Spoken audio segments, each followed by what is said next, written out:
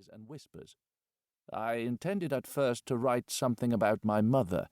She's in all 4 of the women in the film. My feelings towards her were ambivalent.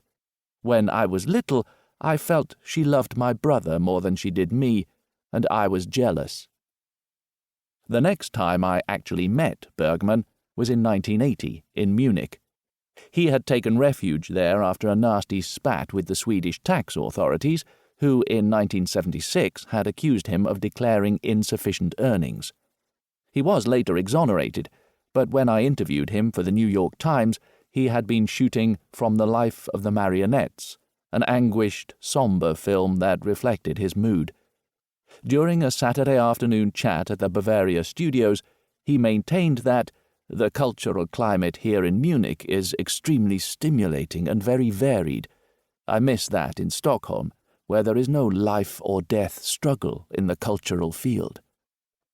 After receiving the Times piece, he commented that it was an indescribable relief to at last be free of this difficult and stressful film, Marionettes, which really cost me blood, sweat, and tears.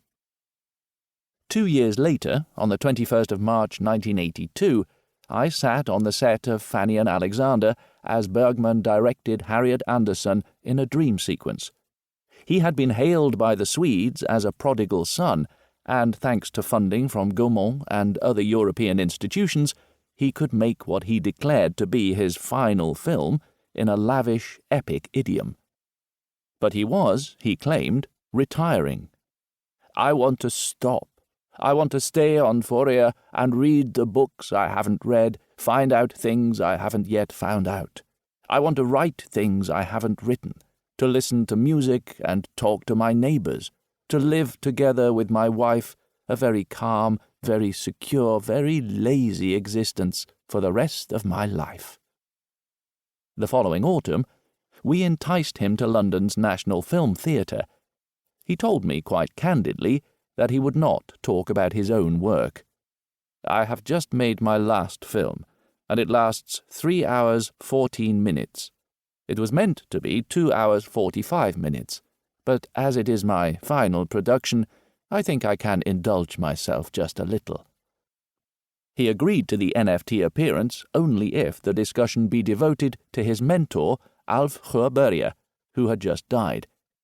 I concurred, but figured that I could gradually switch the conversation to his own films. Sure enough, after about 20 minutes on stage, we were chatting about the early days of Ingmar's own career, and everyone was delighted. Of course, my ruse was transparent, and Ingmar probably knew as much.